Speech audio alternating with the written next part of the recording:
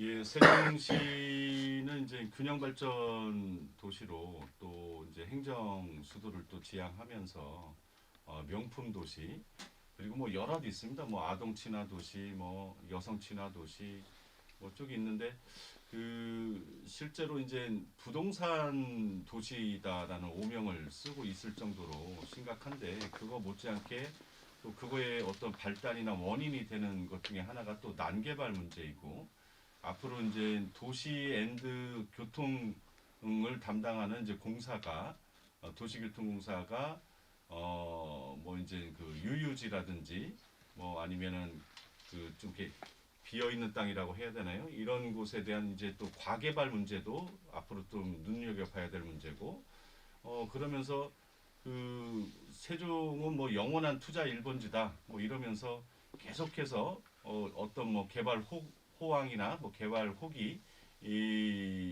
무관하게도 그때는 더 심했지만 계속 왔었죠. 특히나 행정 공백이 있었던 그 몇 년 동안은 세종시로 이제 편입됐던 이제 장군면이죠. 지금은 장군면 쪽이나 아니면 이제 부강도 마찬가지고 그다음에 이제 북부 지역 같은 경우 또 아니면 국도변이나 그 금강변에 정말 이제 조망이나 경관이 잘 보존돼야 될 이런 곳에 아주 많은 그 개발 행위 허가가 이루어졌죠. 지금은 이제 2016년부터 이제 성장 관리 방안을 전국에서 최초로 도입을 해서 나름 이제 난개발을 좀 그 제어하겠다, 규제하겠다 이렇게 이제 왔고 오히려 나름 이제 가이드라인을 잘 지킨 이런 그 뭐 주택을 짓는다거나 뭐 이런 개발 행위에 대해서는 오히려 양성화 시켜서 더 철저하게 좀 관리 위주로 잘 해나갈 수 있다라고 한 것이 있고 그간에 또 성장 관리 방안이 최초로 도입이 됐지만 이제 사각지대가 있었죠. 북부 지역은 성장 관리 방안이 이제 적용을 안 했었던 건데 이제 이후에 3년 뒤에 또 이제 북부 지역까지 확대를 해서 명실공히 뭐 세종은 이 신도심 지역과 그 주변 지역까지 해서 나름 이제 계획적인 관리 그리고 개발 행위 허가 무분별한 개발 행위 허가라든지 난개발을 좀 막겠다라는 이런 그 법과 제도적 그 어떤 기반을 좀 만들어 왔죠.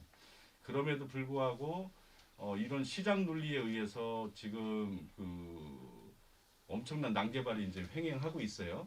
가령 이제 그 원인을 놓고 보면 아까 이제 행정 공백도 있지만 개발 행위 허가라는 것이 이제 가장 중요한데 지금 이제 현 실상을 보면 국토계획법에도 이제 점점 그 강화가 되고 있어요. 강화되고 있고 또 우리 지역에서는 이제 거기서 다 다루지 못하는 부분에 대해서 도시계획 조례를 통해서 또 이제 다루게 되는데 근데 이제 한계가 있다는 거죠.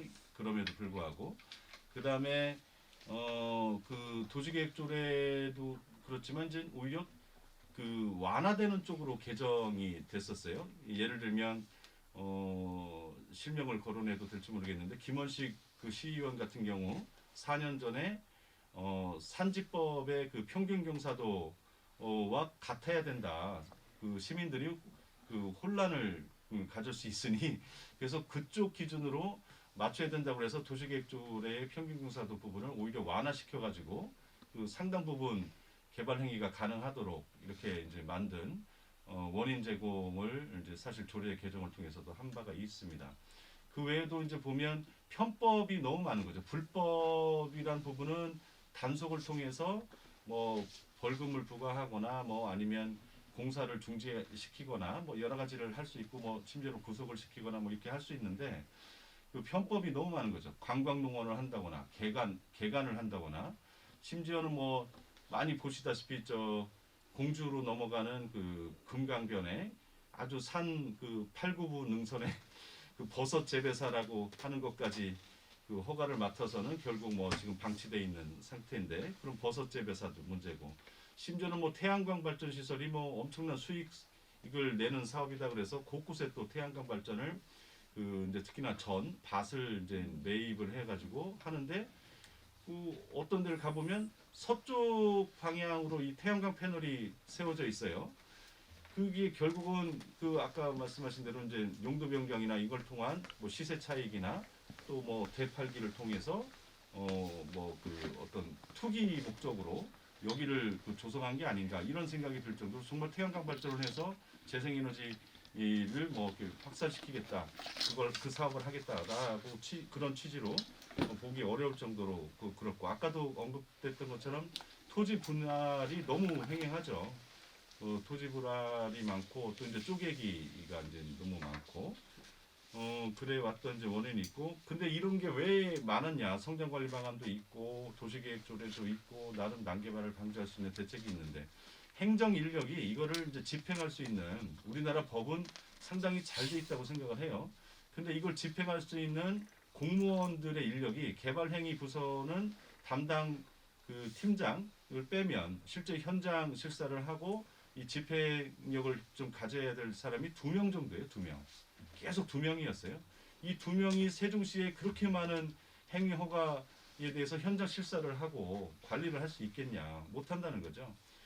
그 다음에 이제 정말 이렇게 난개발 방지를 하는 방지 자체를 이제 어렵게 만드는 일이 많이 있고 그러면서 이제 이 난개발의 유형은 여러 가지가 있을 건데 그간에는 이제 전원주택 단지 몇 개 동에 뭐 전원주택 단지도 있지만 최근에는 이제 그 타운하우스 형태로 해서 아주 대규모 뭐 200 몇 동의 이런 전원주택 단지 이거를 이제 쪼개는 거죠. 은행법에 의한 뭐 직계 존비소까지 뭐 이렇게 해가지고 하다가 이제 뭐 단속이 된 경우도 있지만 이런 것도 상당히 많고 갑자기 뭐 논 한가운데 축사가 조성이 된다거나 아니면 공장이 뭐 들어서서 아니면은 그 뭐 악취나 이런 거를 많이 내는 퇴비 시설이 뭐 들어온다거나 이런 경우도 많이 있고 도로도 마찬가지죠. 불필요한 도로 아니면 민원에 의해서 마을 연결 도로를 만든다. 아니면은 정치적인 이유로 어떤 정치적인 어떤 표를 얻기 위해서 실제 뭐 충분한 타당성이나 그 적절성 이런 걸 검토하지 않고 밀어붙여서 뭐 도로를 뭐 많이 개발을 한다거나 이런 문제도 있죠. 그래서 그 이런 것들을 좀 예방하기 위해서는 어떻게 해야 되냐. 일단 우리 일상 생활 공간 주변에서 일어나는 일이기 때문에 이런 것들이 감지가 된다라고 하면 신고 제도가 지금 사후 약방문 형태로 지금 뭐 투기 문제나 이런 거에 대해서도 신고제를 뭐 운영을 하고 있지만 우리 생활 곳곳에서 있는 이제 소문에 의해서나 직접 눈으로 확인하거나 이런 일이 이런 걸 통해서 확인할 수 있거든요. 그래서 저는 우리 시민들이 다 감시를 해야 된다. 우리 세종시가 부동산 도시나 난개발 도시가 되지 않도록 우리 시민들이 좀 참여할 수 있도록 저는 신고 제도를 적극적으로 운영해야 된다고 보고 시민들이 감시자가 되는 거죠. 그 다음에 그 10명의 포졸이 1명의 도둑을 못 잡습니다. 기획부동산도 마찬가지고 그 영농 뭐 법인이나 농업회사 법인이 자기 목적과 다르게 뭐 이렇게 또 투기나 이런 것들을 많이 하게 되는데 사기 분양도 많고요. 그래서 그런 것들에 대해서도 이제 민관 협력 체계를 거버넌스를 구축해서 계속 워크숍도 갖고 어떻게 서로의 역할도 나눠서 함께 시너지를 좀 낼 수 있냐 이런 논의 테이블이 빨리 있어야 될 것 같고요. 그 다음에 담당 부서를 확대하고 인력과 예산을 확대해야 된다고 생각하고요.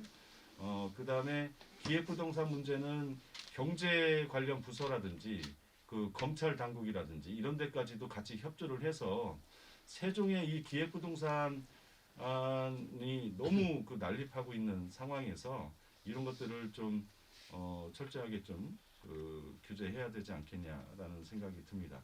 그 외에도 근본적으로는 난개발을 막기 위해서 그 생태 도시를 만들어 가자라고 하는 조례가 지금 현재 이제 그 나름 이제 안이 만들어지고 있는데 이런 생태 도시 조례도 만들어져야 된다고 생각을 하고 그 다음에 계획 허가제 같이 그 제주시에서도 이제 제주도에서도 이제 검토가 되고 있는데 이런 것들을 해서 미연에 막을 수 있는 이런 제도, 선진적인 제도 그리고 도시계획위원회의 심의를 면할 수 있는 부분이 너무 많이 있습니다. 지금 그래서 이 도시계획의 심의 범위에 대부분 들어올 수 있도록 하는 이런 도시계획 조례 개정도 계속 그 강화하는 형태로 좀 필요하다 이렇게 말씀드릴 수 있겠습니다.